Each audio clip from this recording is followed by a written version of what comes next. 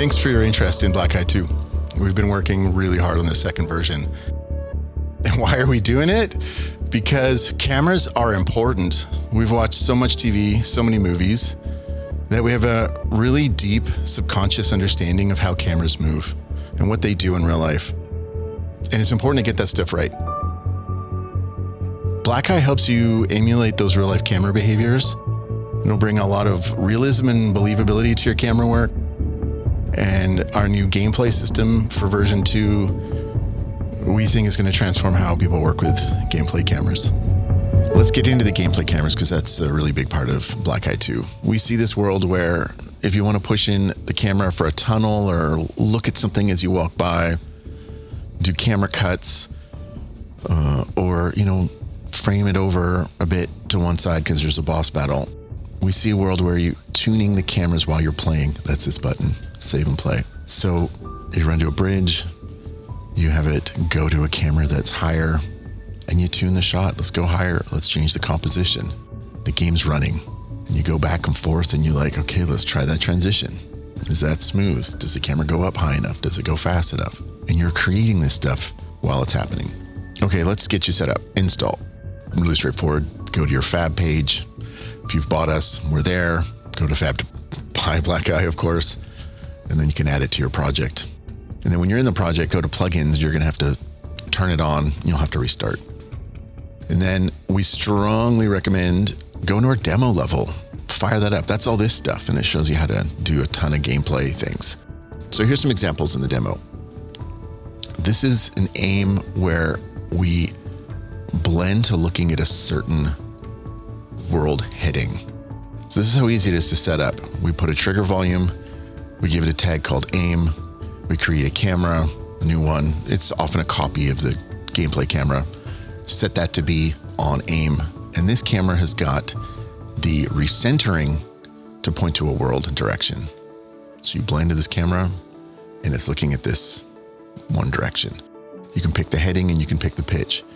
And in this example, we've given the user the ability to have orbit control, but it springs back pretty fast. You have a full control over that. It can be full orbit, no orbit, or this sort of dampened orbit. And then because I've got save and play turned on, let's just tune this. Let's change the angle a little bit. Let's change the pitch a little bit. Okay, save and play's on. We're good. We go back out. Okay, let's run around. How does this feel coming into it now?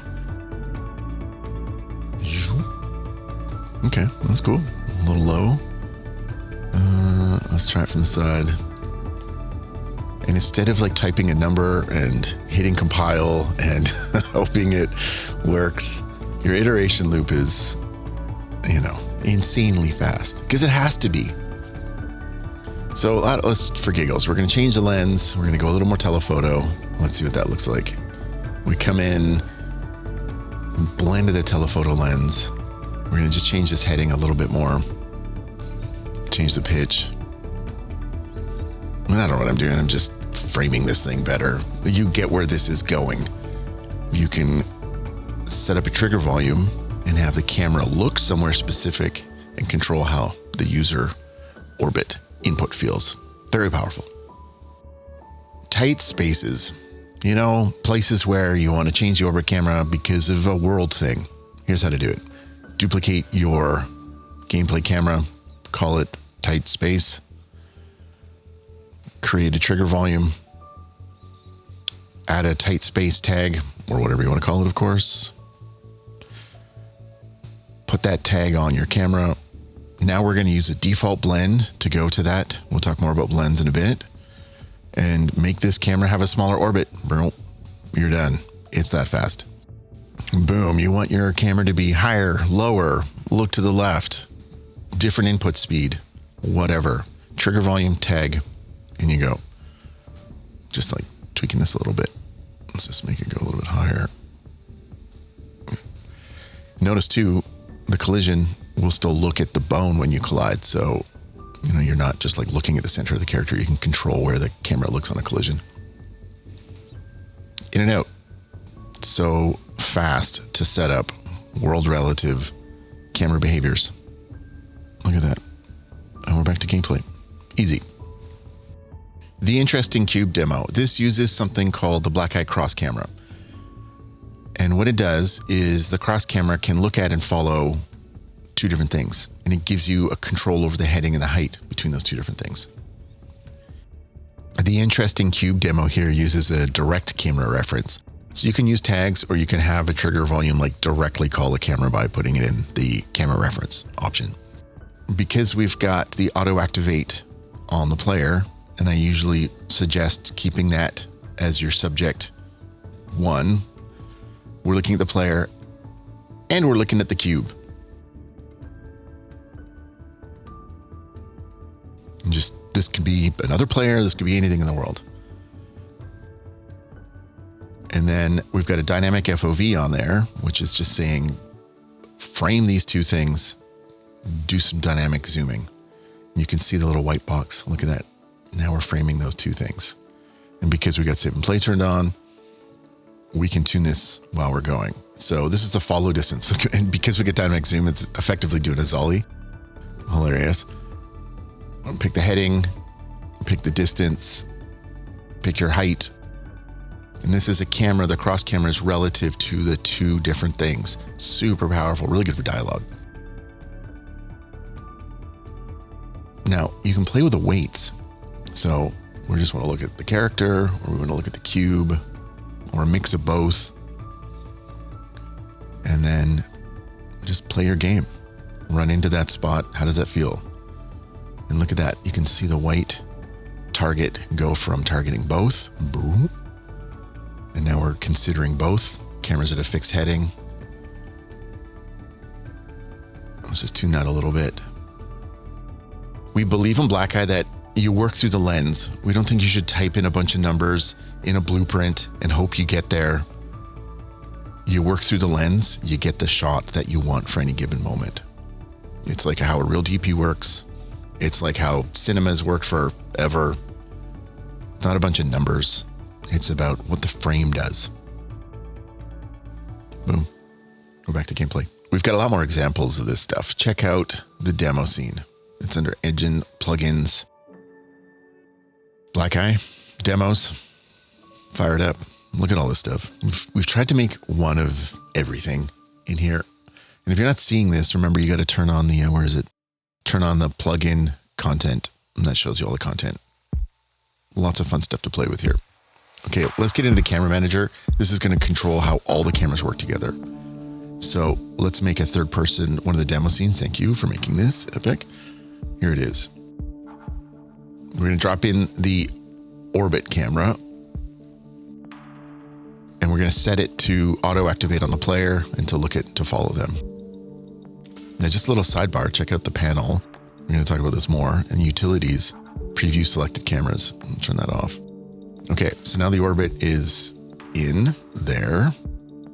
You're going to have to set the look to be whatever the project's look is. In our demo scene, we use our look file, but because this project's set up with this look, you need to add this controller look profile. So I'm going to drop that in. That's just so it's consistent with this project. Save, because save, now play, boom, there's our orbit camera. And you can see there's no camera manager here. So I'm going to start a new clean project here. Let's go back to the start, clean project, open the Black Eye window, go to the manage tab, and we can create, I'm doing it for the entire project, but you can do it for the level 2. I'm going to go back and create that camera, just drop an orbit in the project, and turn off that preview again. Set it to be auto activate and look at the player. Oh yes, and the inputs, of course. Now there's an override on that. This is something I need to mention here. Now there's an override because we set this up to be the entire project. The level's got an override. If you do a level, you don't need to do this, but this is a difference if you've got an entire project or a level. The level might have an override, so that was why I did that. You can see the camera manager is running. And if you don't see it for some reason, go to the Black Eye panel and you can enable the debug. And that will fire that debug up. Gameplay camera setups. Let's do some cool world-based camera stuff. So let's create a Black Eye trigger volume and put it here. Make it big. And we're going to give it a tag. And we're going to call this, we're going to create a tag.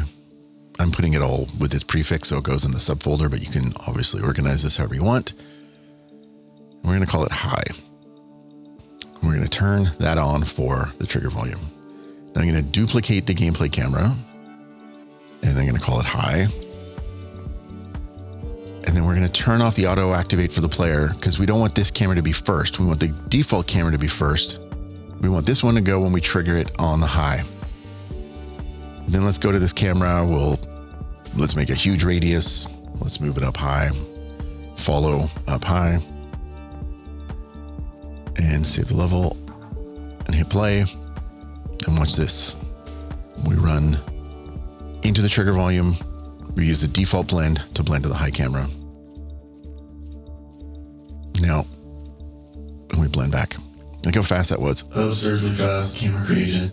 Now, if I had that little save and play turned on, which I'm doing right now, we can hit play, run into this trigger volume, and then tune the camera to be what it wants. I don't want it that high. I want it higher.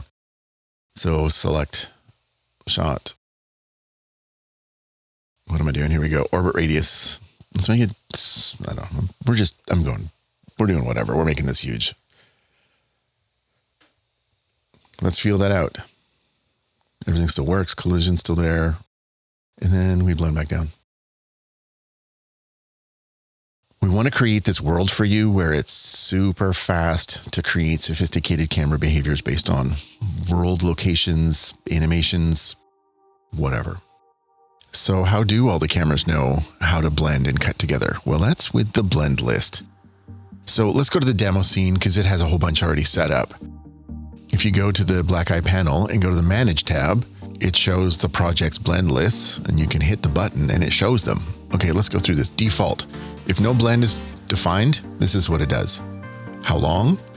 The hold time, the blend type, and the exponent. And the hold time is just like a buffer.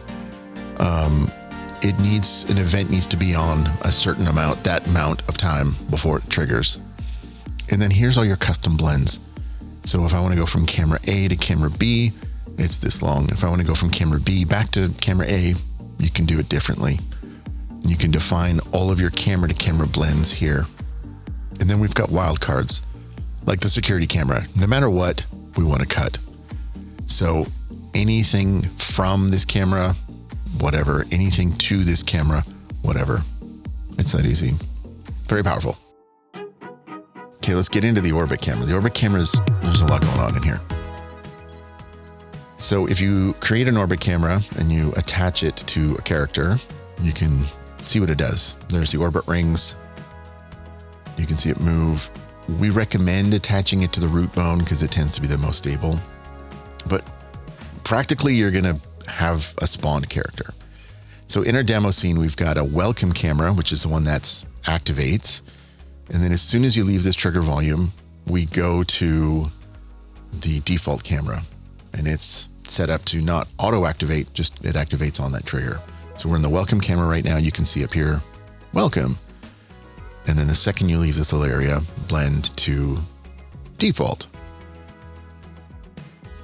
And then you can see as you go to different things where the camera manager's showing the blend between all the different cameras. So input speed controls are here. We expose them because there's a lot of mojo. You like to tune this stuff. Slow cameras, fast cameras. That's where you control the input speed.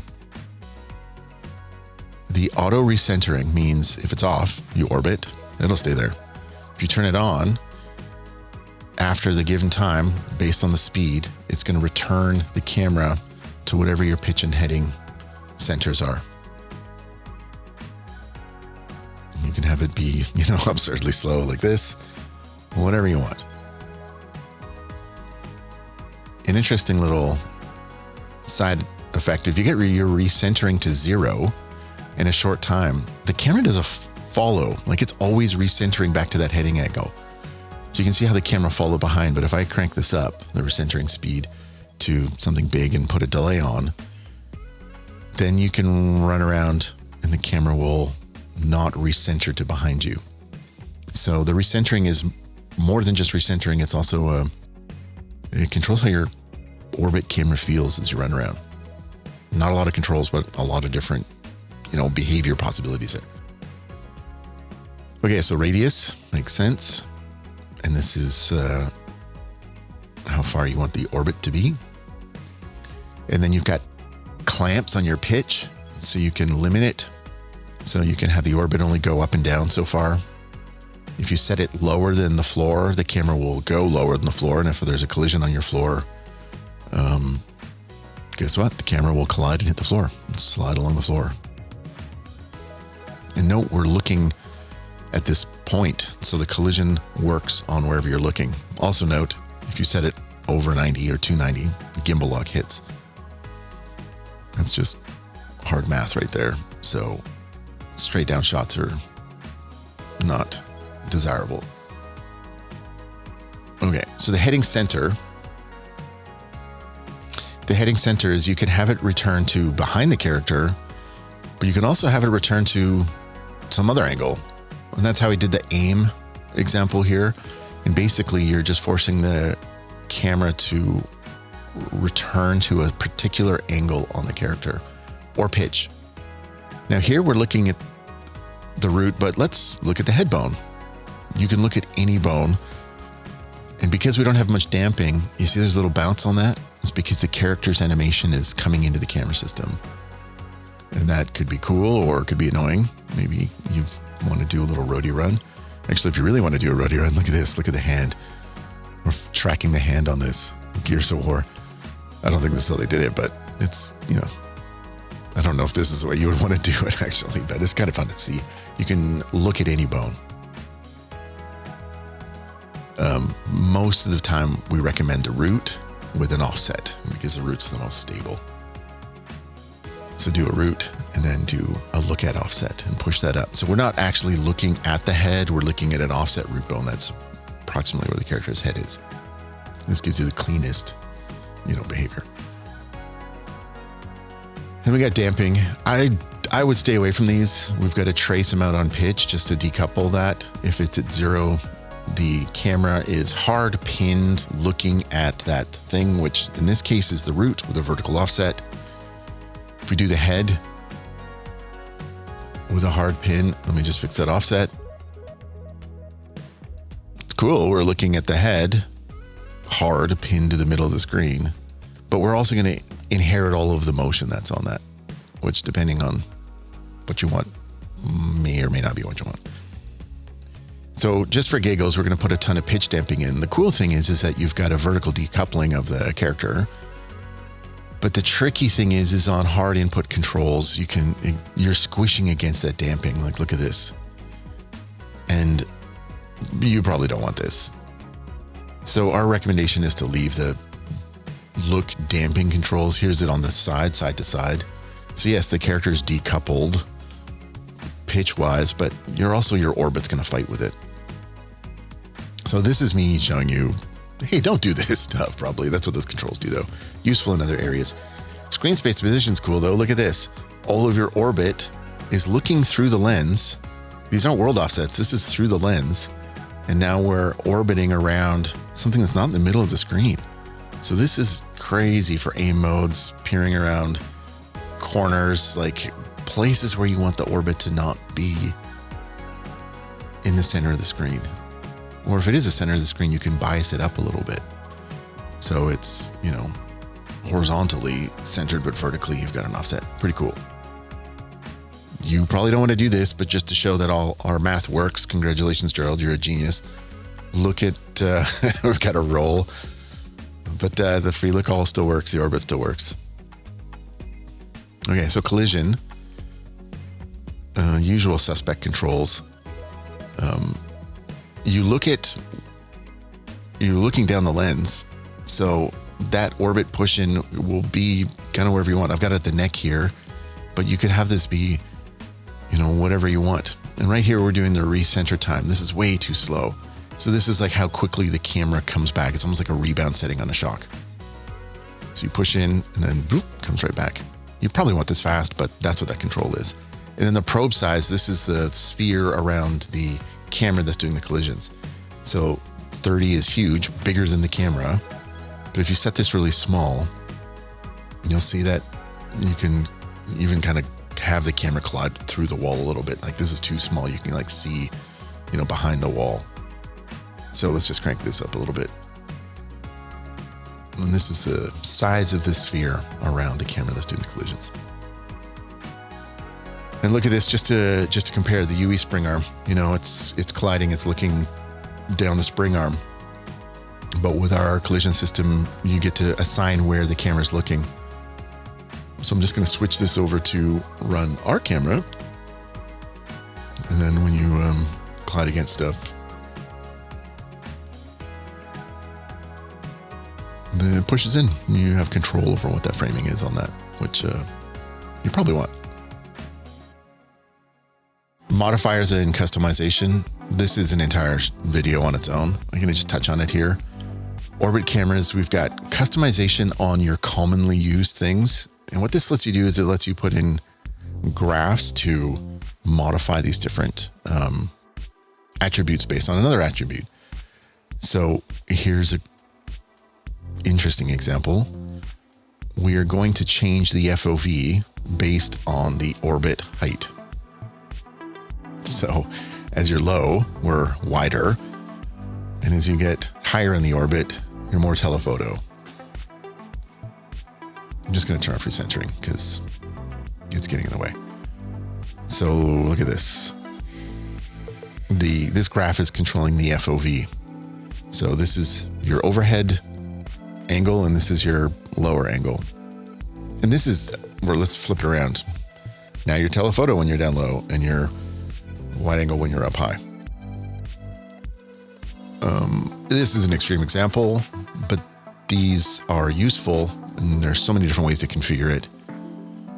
So you can get some very sophisticated graph controls. This is definitely level 2, more advanced stuff. We'll do a video that gets into this in detail, but that's where these things are. Look at this camera, so wide. And then it gets telephoto. Hey guys, this is a unusable orbit camera. Here's showing the modifiers. We've got a little demo here, the velocity sensitive area. So if you open the level blueprint, you can see that we've got a little rig here where we change the recentering time speed based on the player's speed. So that's using these, and we got tons of modifiers. You can push these with blueprints. I would consider this more of an old school way of working because you're pushing numbers and hoping you get there, but it's obviously very powerful. So we've got both. We've got the work through the lens way, or hey, I want to push it through blueprints way. So let's just run over here. So when you're running, the recentering time is very quick, but when you're stopped, it's very slow. So what you effectively get is a camera that follows when you're running, but then you've got full orbit controls when you stopped.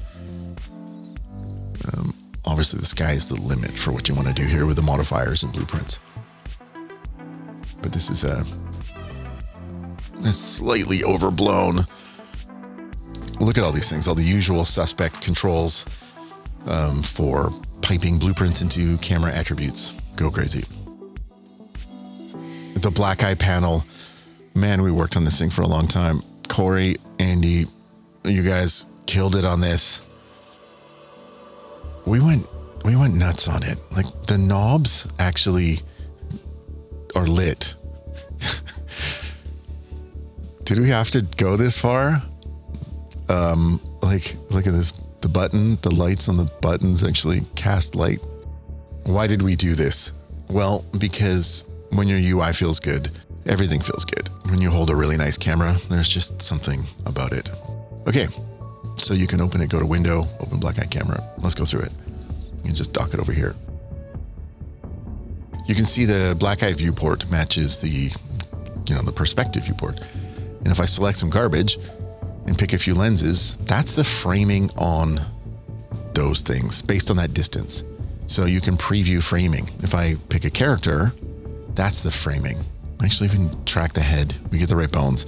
We identify the bones and we do the framing appropriate to the character based on those shots.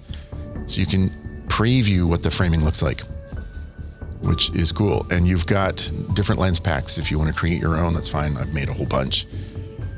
But you can craft your own lens packs. And then when you create the camera, hit the button. There they are. There's all your cameras created at that view, at the angle.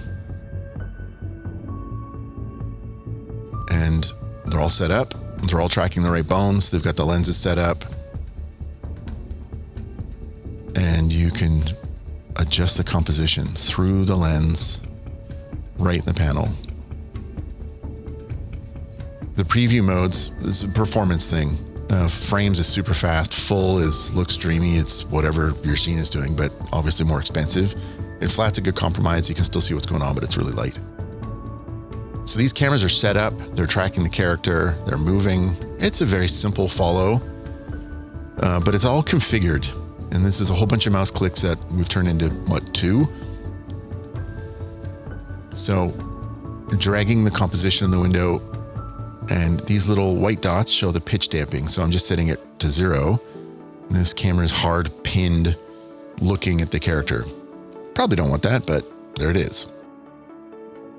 And if I crank these up, you can see the white dots give a preview of the damping speed, how aggressively the camera is going to work or not to keep that in frame.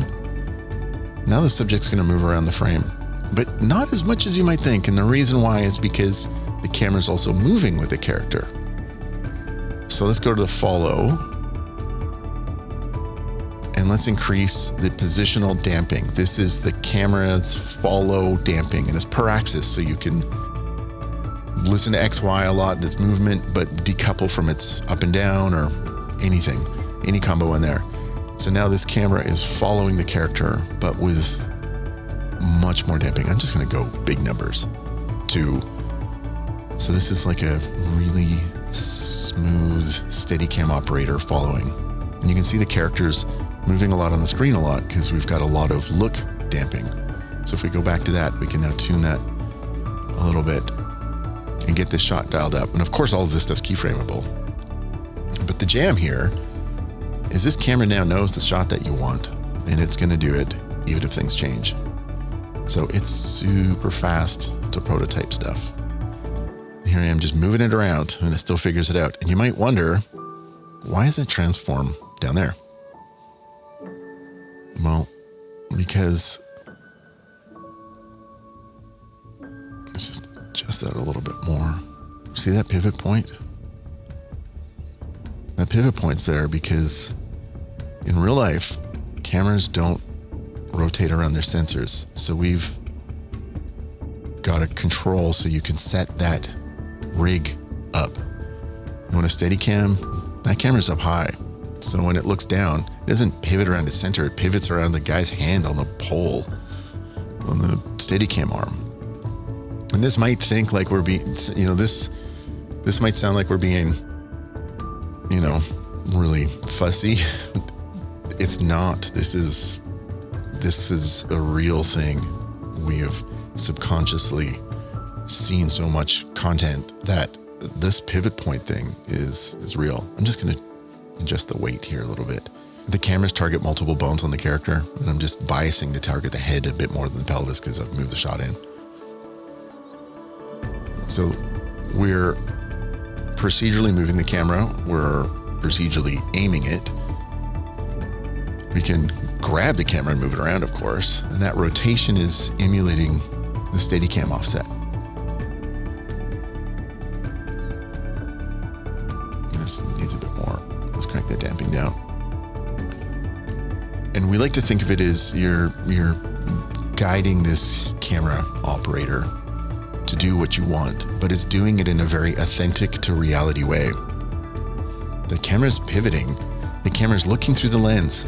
It's doing the damping through the lens. And it's following a character like how a real person would on a Steadicam. See when it looks down? See that down look? It's a Steadicam down look, not a video game camera pivots from the middle of the sensor down look. Or you can go to a shoulder rig. And the pivot point's going to be like a person standing there. See, that pivot point is not on the sensor. And look at that one. This is not Nuji stuff. This is how you make cameras feel believable. And that's a camera pivoting on its sensor. And we've never seen that in real life. I mean, you'd have to make a complicated rig in real life to do that, and nobody does. Okay, so we'll go back to shoulder rig. I'm going to set this to just track the head. So the dead zones, what this does is this creates a region through the lens where it disregards all motion inside. And I'm doing kind of a weird setup here just to show it, but I'm turning off the damping and making a big dead zone. And you can see that that little triangle is the bone, and the camera won't move until it hits the edge of the box. And this is good for things like where maybe you've got like an animation cycle that's got some high frequency noise in it, or you just want to decouple the camera from the subject a little bit. And then there's the damping control. So I'm just making this smaller and increasing the damping, and now we've got a little more. It's still a little bit robotic, but you can see that this control is nice to decouple. And we have one on follow too. We call that the dwell radius. Remember, we're still tracking the root bone. So look at this.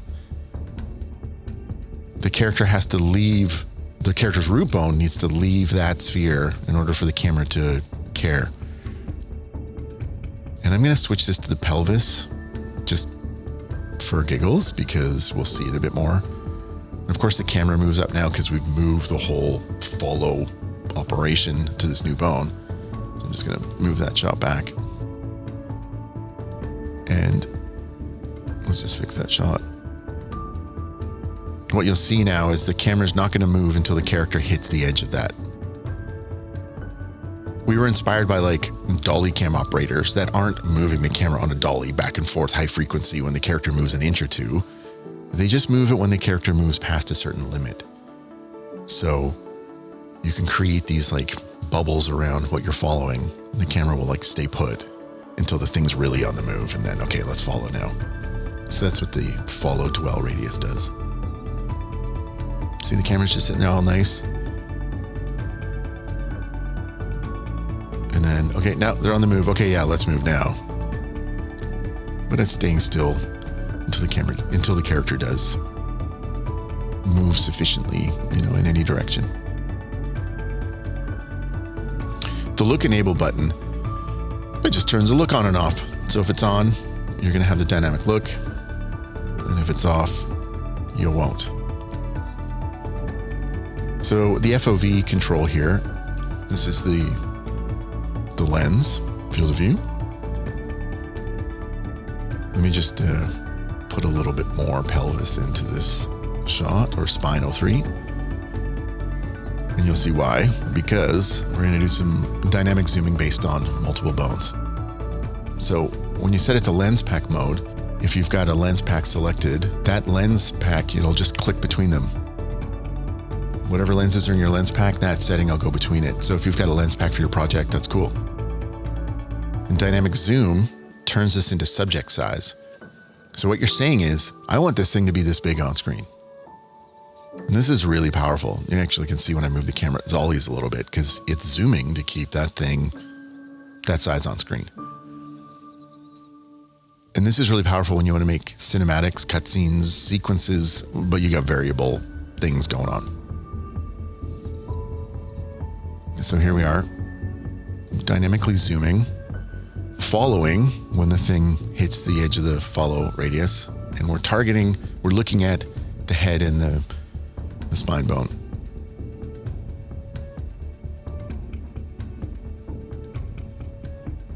Pretty sophisticated camera animation. We're not really doing anything. So let's torture test this. Let's keyframe the character, and then at this scale, and then let's make the character huge. this is weird. Of course it's weird. But what we're showing you is you can have one cutscene set up and you can have multiple different characters, and the camera's going to figure it out. We see a world where singular camera systems can handle multiple different scenarios. So look at this, the character's like scaling up. We're dynamically framing, we're dynamically zooming, we're moving. We didn't touch the camera. We changed the character scale by, 1.5%, whatever it is. Times it by 1.5. And look at this, the camera it's going to figure it out.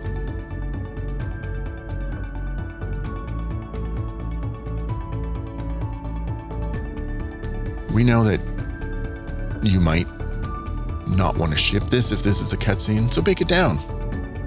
This is the rig, is where the roll is. And obviously all the rotations for the plate and pedestal rig emulation work with the roll. Some pretty crazy math going on there. Yeah, this is the Manage tab. We already talked about that. And this is Utilities. This is where you can turn on names, your frustums, priority stack, and the preview selected. Of course, this isn't ours. This is Unreal's, but it's buried in a couple of menus, and it's really nice to expose that. So I'm going to make 3 cameras right now, and look, there they are. Those preview windows are handy depending on what you're doing. So we just expose them so they're really easy to find in the Utilities tab.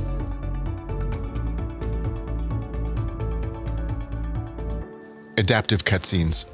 I've done different cutscenes, which are the same cutscene, but they're different because the players involved could be different. Or you're working on a scenario where you don't exactly know what the characters are going to do. So I'm going to set this shot up. We're looking at this character. We're targeting the head and the pelvis bones. We're going to put this onto a sequencer. And we're going to show hybrid mode, where you can keyframe some things and then use the power of Black Eye to fill in the gaps in an authentic to reality way. So here's a shot. Camera moves, follows. Great. But I want it to look over on the right side of the screen here. So look at this. Subject screen position keyframe. Characters on the left side of the screen at the start. And then it moves to the right-hand side of the screen at the end. That's how you work in films, what's my A, what's my B? Here's your frame for the A, here's your frame for the B. So keyframe how Black Eye's looking through the lens, and it fills it all in the middle. It's using the rig, it's using all of that math to give you the right rotations, but you're looking through the lens. The next one we're going to do is this follow offset. So we're following the character, but you can keyframe the offset on that follow. So I want to land somewhere around here. So I'm going to put some keyframes. I'm going to go to just a fixed FOV. And here's my shot. I want this lens, this framing. But at the start, let's put the camera somewhere crazy up high. And just like in real life, let's work through the lens. Let's define what we want our A to be. And then keyframe that offset. And here's the B. And look at this shot. We've got this like huge truck in. I'm still framing. I'm still moving. It took seconds, right? To try this idea out. And what's crazy about this, now that that camera is set up, you can do wacky things like, let's change this character scale. And I know in your project, you're probably not changing your character scale like this, but this is to show that once you inform these cameras of your intent, these are the shots, this is the framing, this is what I want you to do at this moment in time, they can handle the changes. So this becomes a super fast way of working. So look at that. I just put some keyframes on the character. I'll just move these down here. And here's that shot again, coming in from up high. Hit play. You're a distracting person walking far away. Hide you. Here we go. And the camera's gonna come in from up high. And it's framing this character that's doing something different. all that like organic-y motion that would take forever to keyframe. And then your director's like, I like the shot, but what if? The super scary what ifs. Let's just look at this here. What if we did this shot, but we wanted to do it somewhere else? What if we had a different character? What if we shot it from a different angle? Look at how it all works. It just figures it out. Yeah, well, what if the character's somewhere else? Let's just fix this. I'm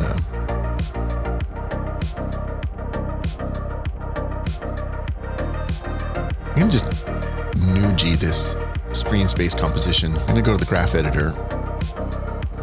And this is how you're working. You're working through the lens. So this is where on the frame the character is in just a couple of keyframes.